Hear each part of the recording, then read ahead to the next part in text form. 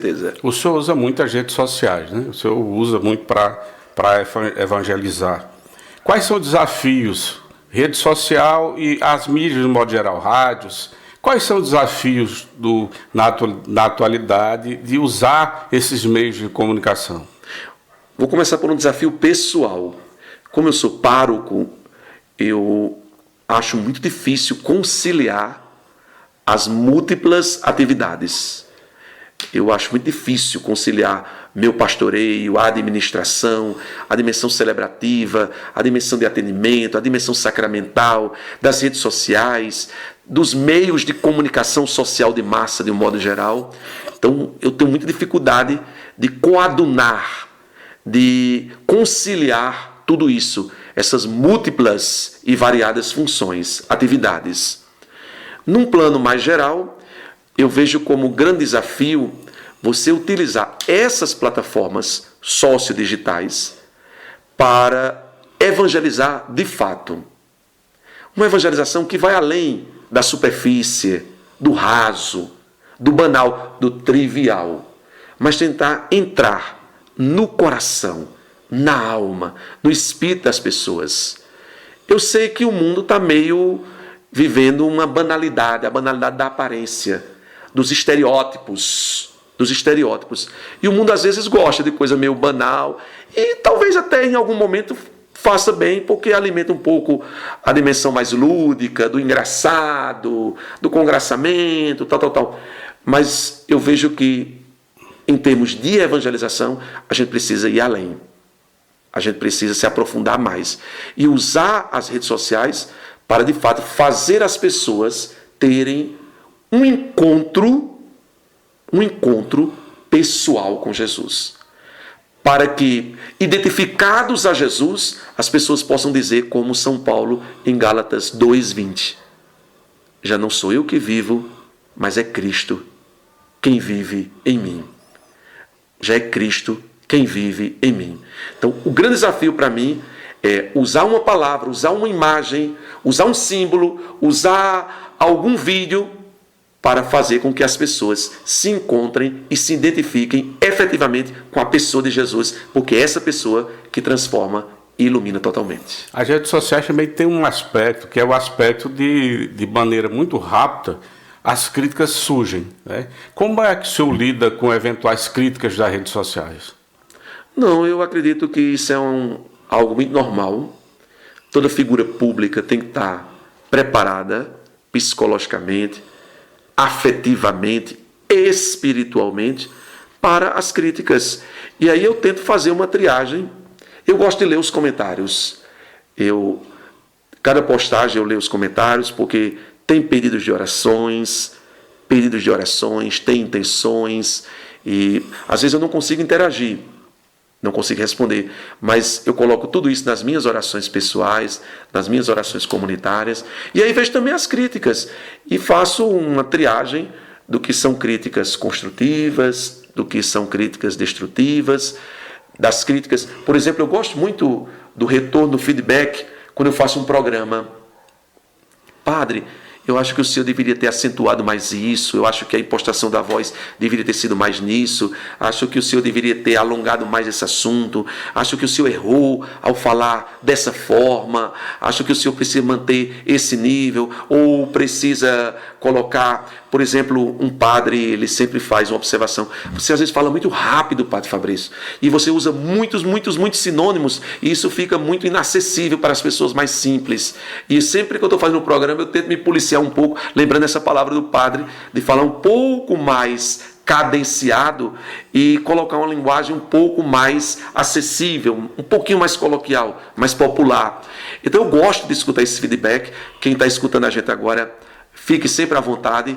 Para mim, isso areja, oxigena. Escutar alguém que está do lado de fora, que está vendo o que eu não vejo, que vê algo sob um outro ângulo que eu não estou vendo e sob uma outra perspectiva que eu não estou enxergando. É algo que eu trato com muita naturalidade. As redes sociais é uma realidade que ninguém freia mais, né? A internet já se fala até numa terceira revolução, né? Que seria o momento em que a internet chega. Como é que o senhor vê... O mundo metaverso, né? Pois é. Como é que o senhor vê esse avanço das redes sociais, da internet e o papel da igreja no futuro? Eu faço uma paráfrase e ao mesmo tempo uma paródia com aquilo que Jesus disse em Mateus capítulo 10. Agora é Mateus. Jesus disse assim: o que vocês escutaram sob os telhados, proclamem sobre os telhados. O que vocês escutaram na escuridão, proclamem à luz do dia. E eu vejo que as redes sociais, os meios de comunicação, são exatamente essa nova forma de proclamar sobre os telhados. São as novas plataformas, os novos aerópagos, e tem uma força incrível. E a gente precisa abraçar isso. Agora, canalizar, no bom sentido, instrumentalizar isso para o Evangelho. Se a gente instrumentalizar isso, canalizar, projetar isso para a evangelização, vai ter realmente um poder de revolução. Eu acredito nessa revolução, a revolução do bem e a globalização da solidariedade, patrocinados, instigados e fomentados pelas redes sociais, bem usadas e bem canalizadas. Chegando já nos momentos finais desse bate-papo, e aí eu deixei exatamente para esse momento para a gente falar desse grande evento que é a Missa de Cura e Libertação. Primeiro, para que as pessoas entendam, quando foi que começou, quando foi que o senhor teve a ideia de fazer a Missa de Cura e Libertação, e como estão os preparativos para a missa deste ano de 2023 aqui em Itaperuna. Interessante, a missa com orações de cura e libertação, ela começou por mim, presidida, quando eu era pároco em Emas, no retiro de carnaval da Renovação Carismática Católica. Eles disseram: padre, por que o senhor não celebra a missa com orações de cura e libertação? E aí, claro, de uma forma muito incipiente, lá no germe, no sêmen de tudo, a gente celebrou. Sem as proporções, nem se comparam às proporções que nós temos hoje. Mas celebrei. Depois celebrei uma outra em Catingueira. Essa já com bem mais gente. Bem mais gente. A igreja super lotada na Matriz São Sebastião em Catingueira.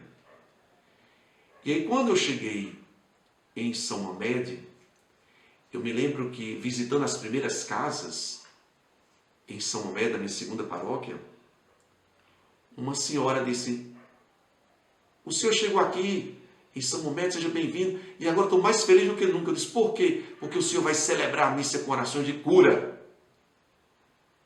E eu disse: como é que essa mulher me ligou logo a missa com orações de cura?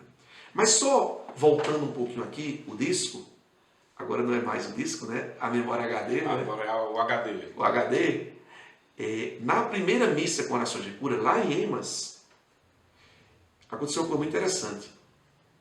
Eu estava celebrando e Deus colocou em mim, até então não tinha experiência, Deus colocou em mim o que a gente chama de locução interior, uma palavra interior, que eu proclamasse que ali tinha 3 jovens que estavam intrigados dos seus respectivos pais.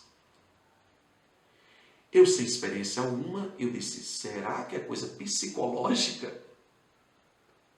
E aquele: diga 3 jovens. E eu não tive coragem de dizer. Então eu disse de forma genérica: tem jovens aqui que estão intrigados dos seus pais. Eu não quis correr o risco de errar. O meu lado humano não quis correr o risco de errar. E não chamei os 3. Quando terminei a missa, uma intercessora da Renovação, e se ela assistir esses vídeos, ela vai relembrar isso, chamada Betânia de Patos, uma mulher de Deus. Terminada a missa, ela chegou e disse: padre, por que o senhor desobedeceu a Deus? Eu disse: como assim? Deus não estava dizendo para o senhor chamar 3 jovens? Eu arregalei os olhos. Como é que essa mulher sabia? Aí ela disse: a mesma locução que Deus colocou no senhor, colocou em mim. E o senhor desobedeceu. Deus já estava usando ela para poder dar um puxão de orelha do senhor. Um puxão de orelha grande. Você desobedeceu a mim. Falou mais alto o seu lado e sua vaidade humanos. Eu tenho medo de errar. Medo. O medo paralisa. Paralisado. O medo paralisa, a fé dinamiza. E aí, celebrei em Catingueira, como eu disse, chegando em São Momédio, celebrei a missa com orações de cura em São Momédio. A primeira já deu muita gente, a igreja superlotada, o pátio da igreja também superlotado. A segunda, mais gente ainda. A terceira, eu disse, eu vou fazer uma loucura. Tinha um parque de eventos lá, de festas seculares. Um dia eu passando, já tarde da noite, meia-noite, parei o carro e fui até o parque de festas, local de festas, e bateu algo muito forte no meu coração. A missa tem que ser aqui. A missa tem que ser aqui. E aí eu reuni a equipe e disse, a próxima missa vai ser no Bezerrão. O senhor está doido, padre? Local de festa. Isso ali, em São Momédio. Em São Momédio. Ali não tem clima nenhum, não tem atmosfera nenhuma para fazer uma missa. Vai ser lá. Vai ser lá. Eu tinha muita convicção do que eu estava dizendo. E aí eu celebrei, foi uma bênção. O mundo secular diz assim, foi um sucesso. No mundo religioso a gente diz, foi uma bênção. Foi uma graça, um derramamento de graças muito grande. E nós celebramos várias missas lá nesse local, o Bezerrão, numa crescente, numa PG, progressão geométrica, só crescendo, crescendo, crescendo.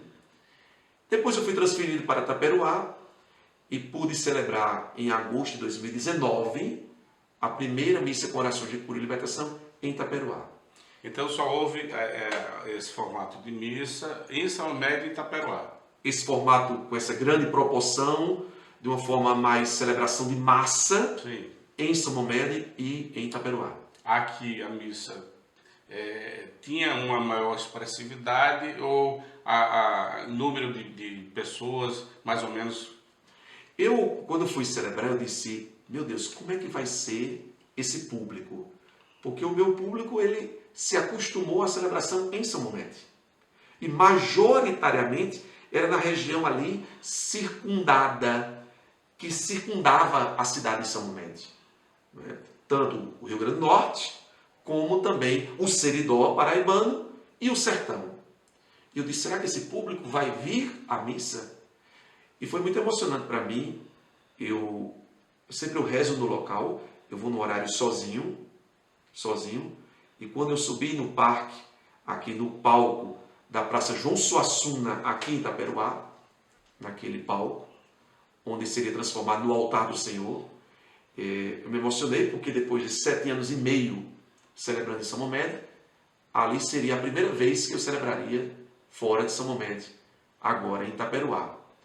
E aquela expectativa, aquele temor humano, mas aí quando aconteceu a celebração, eu vi que Deus nunca falha, Deus nunca decepciona, e o povo de Deus também não falhou e não decepcionou. O povo atendeu o chamamento e superou todas e todas e todas as nossas melhores expectativas.